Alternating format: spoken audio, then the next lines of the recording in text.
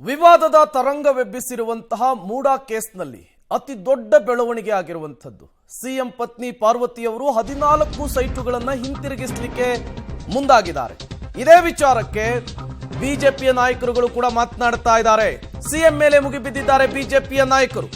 Site ಅನ್ನು ವಾಪಸ್ ಕೊಟ್ಟಿದ್ದು ತುಂಬಾ ತಡವಾಯಿತು, ನಾನು ತಪ್ಪೇ ಮಾಡಿಲ್ಲ ಅಂತ ಹೇಳಿ ಸಿಎಂ ಘಂಟಾಘೋಷವಾಗಿ ಹೇಳ್ತಾ ಇದ್ರು. ಈಗ ಯೂ ಟರ್ನ್ ಹೊಡೆದಿದ್ದಾರೆ. ಏನರ್ಥ ಇದು ಅಂತ ಹೇಳಿ ಪ್ರಶ್ನೆ ಮಾಡ್ತಾ ಇದ್ದಾರೆ. ಸಿಎಂ ಕೂಡಲೇ ರಾಜೀನಾಮೆಯನ್ನು ಕೊಡಬೇಕು ಅಂತ ಹೇಳಿ ತಮ್ಮ ಪಟ್ಟನ್ನ ಆಗ್ರಹವನ್ನ ಹೆಚ್ಚಿಸ್ತಾ ಇದ್ದಾರೆ. ಇಲ್ಲದಿದ್ರೆ ದೊಡ್ಡ ಮಟ್ಟದಲ್ಲಿ ರಾಜ್ಯಾದ್ಯಂತ ಹೋರಾಟ ಮಾಡ್ತೀವಿ. ವಿಪಕ್ಷ ನಾಯಕ ಆರ್ ಅಶೋಕ್ ಈ ಬೆಳವಣಿಗೆಯ ವಿಚಾರಕ್ಕೆ ಸಂಬಂಧಪಟ್ಟಂತೆ ಮಾತನಾಡಿದ್ದಾರೆ. ಸಿಎಂ ಸಿದ್ದರಾಮಯ್ಯನವರಿಗೆ ಎಚ್ಚರಿಕೆಯನ್ನು ಕೊಟ್ಟಿದ್ದಾರೆ. ತತ್ಕ್ಷಣಕ್ಕೆ ರಾಜೀನಾಮೆ ಕೊಡಬೇಕು ಅಂತ ಹೇಳಿ ಆಗ್ರಹಿಸಿದ್ದಾರೆ. ಸಂಬಂಧಪಟ್ಟಂತೆ ಸಿಎಂ ಸಿದ್ದರಾಮಯ್ಯ ಮತ್ತು ಅವರ ಕುಟುಂಬದವರ ಮೇಲೆ ಈಗ ಇಡಿ ಪ್ರಕರಣ ಕೂಡ ದಾಖಲಾಗಿರುವಂಥದ್ದು, ಎಫ್ಐಆರ್ ಕೂಡ ಆಗಿದೆ. ಇದಕ್ಕೆ ಸಂಬಂಧಪಟ್ಟಂತೆ ವಿಪಕ್ಷ ನಾಯಕರಾದಂಥ ಆರ್ ಅಶೋಕ್ ಅವರು ನಮ್ಮ ಜೊತೆಗಿದ್ದಾರೆ. ಅವ್ರನ್ನ ಮಾತನಾಡಿಸ್ತಾ ಹೋಗ್ತೀನಿ. ಸರ್, ಏನು ಹೇಳ್ತೀರಿ ಸರ್? ಈಗ ಎರಡನೇ ಪ್ರಕರಣ ಇಡಿಯಲ್ಲೂ ಕೂಡ ಎಫ್ಐಆರ್ ಆಗಿದೆ ಸಿಎಂ ಮತ್ತು ಅವರ ಕುಟುಂಬದವ್ರ ಮೇಲೆ. ನೋಡಿ, ಭಾಳ ಲೇಟ್ ಆಯ್ತಿದ್ದು. ಪ್ರಾರಂಭದಲ್ಲಿ ಗೌರವಾನ್ವಿತ ಮುಖ್ಯಮಂತ್ರಿಗಳು ನಾನು ತಪ್ಪೇ ಮಾಡಿಲ್ಲ, ನಾನು ಯಾಕೆ ಸೈಟ್ ವಾಪಸ್ ಕೊಡಬೇಕು, ಇವೆಲ್ಲ ಭಾಳ 100 ಜನಕ್ಕೆ ಮಾಧ್ಯಮದವರೆಗೂ ಕೂಡ ಕಾರವಾಗಿ ಉತ್ತರ ಕೊಟ್ಟಿದ್ದಾರೆ. ವಿರೋಧ ಪಕ್ಷಕ್ಕೂ ಕಾರವಾಗಿ ಉತ್ತರ ಕೊಟ್ಟಿದ್ದಾರೆ. ಈಗ ಏಕಾಏಕಿ ಯೂ ಟರ್ನ್ ಮಾಡ್ತಾ ಇರೋದು ನೋಡ್ತಾ ಇದ್ದರೆ ಅಲ್ಲಿಗೆ ತಪ್ಪು ಒಪ್ಕೊಂಡಂಗೆ ಆಯ್ತು. ಈಗ ಇಲ್ಲ, ತಪ್ಪು ಮಾಡಿಲ್ಲ ಅಂದರೆ ಯಾಕೆ ಕೊಡಬೇಕು? ಕೋರ್ಟಲ್ಲಿ ಫೈಟ್ ಮಾಡಬೇಕಾಯಿತು. ನಾನು ತಪ್ಪು ಮಾಡಿಲ್ಲ ಅಂತೇಳಿ ನ್ಯಾಯಾಲಯದಲ್ಲಿ ಫೈಟ್ ಮಾಡಬೇಕಾಯಿತು. ಅದು ಬಿಟ್ಬಿಟ್ಟು ಈಗ ಏಕಾಏಕಿ ಯೂ ಟರ್ನ್ ನೋಡಿದ್ರೆ ರಾಜ್ಯದ ಜನಕ್ಕೆ ಏನು ಸಂದೇಶ ಹೋಗ್ತೈತೆ? ರಾಜ್ಯದ ಜನಕ್ಕೆ ಇದು ಮಾಡಿರೋದು ತಪ್ಪು ಅಂತ ಈಗ ದಾಖಲೆ ಸಮೇತವಾಗಿ ಅವರೇ ಒಪ್ಕೊಂಡಂಗೆ ಆಯಿತು. ಸರ್, ಈಗ ಅವರ ಪತ್ನಿಯವರ ಪತ್ರವನ್ನು ಕೂಡ ನೋಡಿರ್ತೀರಿ ನೀವು. ಅವರು ಹೇಳ್ತಿದ್ದಾರೆ, ಅಂದರೆ ಇದು ನನ್ನಿಂದಾಗಿ ಈ ಥರದೊಂದು ತಪ್ಪಾಗಿದೆ, ಆ ತಪ್ಪಿನಿಂದಾಗಿ ನಾನು ವಾಪಸ್ ಕೊಡ್ತಾ ಇದ್ದೀನಿ. ನನ್ನಿಂದ ಸಿದ್ದರಾಮಯ್ಯನವ್ರಿಗೆ ಮತ್ತು ಅವರು ಇಷ್ಟು ವರ್ಷಗಳ ರಾಜಕೀಯ ಜೀವನಕ್ಕೆ ಕಪ್ಪು ಚುಕ್ಕೆ ಆಗಬಾರ್ದು ಅನ್ನೋ ಕಾರಣಕ್ಕೆ ನಾನು ವಾಪಸ್ ಕೊಡ್ತಿದ್ದೀನಿ ಅಂತ ಪತ್ರ. ನಾನು ಮಾಧ್ಯಮದಲ್ಲೂ ನೋಡಿದ್ದೀನಿ. ಅವ್ರ ಬಗ್ಗೆ ನನಗೆ ಗೌರವ ಇದೆ.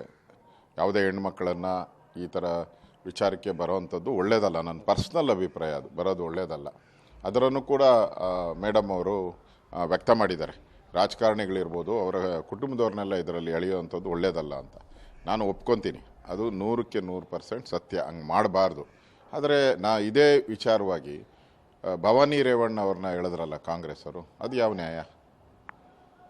ತಪ್ಪು ಮಾಡಿದರೆ ಪ್ರಜ್ವಲ್ ಮೇಲೆ ಕ್ರಮ ತೆಗೆದುಕೊಳ್ಳಿ.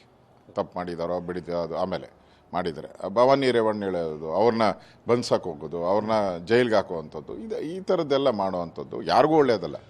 ರಾಜಕಾರಣದಲ್ಲಿ ಕುಟುಂಬದವ್ರನ್ನ ಯಾವುದೇ ಪೊಲಿಟಿಕಲ್ ಪಾರ್ಟಿ ತರೋದು ಒಳ್ಳೆಯದಲ್ಲ ಅನ್ನೋದು ನನ್ನ ಅಭಿಪ್ರಾಯ. ಮೇಡಮ್ ಅವರ ಅಭಿಪ್ರಾಯಕ್ಕೆ ನಾನು ಒಪ್ಪಿಗೆ ಇದೆ. ಅದಕ್ಕೆ ಸರ್, ಇಲ್ಲಿವರೆಗೂ ಲೋಕಾಯುಕ್ತದಲ್ಲಿ ಎಫ್ಐಆರ್ ಆಯಿತು, ಅದೆಲ್ಲ ಆಯಿತು. ಈಗ ಇಡಿ ಅಂದರೆ ಕೇಂದ್ರದಿಂದ ಒತ್ತಡ ತರಿಸಿ ನನ್ನ ಮೇಲೆ ಎಫ್ಐಆರ್ ಮಾಡಿಸಿದ್ದಾರೆ, ನನ್ನ ಕುಟುಂಬದ ಮೇಲೆ ಎಫ್ಐಆರ್ ಮಾಡಿಸಿದ್ದಾರೆ. ಇದು ಕೇಂದ್ರ ಸರ್ಕಾರದ ಒತ್ತಡ ಅಂತ ಹೇಳ್ತಿದ್ದಾರೆ. ನೋಡಿ, ಯಾವಾಗೂ ಅಷ್ಟೇ ತಪ್ಪಾದಾಗ ಈ ಥರ ಏನೇ ಬಂದರೂ ಪೊಲಿಟಿಕಲ್ಲೇ ಹೇಳ್ತಾ ಇದ್ದಾರೆ. ಈ ಕೇಸ್ ಹಾಕಿದವ್ರು ನಾವಲ್ಲ. ಯಾವುದೇ ಪೊಲಿಟಿಕಲ್ ಪಾರ್ಟಿ ಈ ಮೂಡಾ ಕೇಸನ್ನು ಹಾಕೇ ಇಲ್ಲ.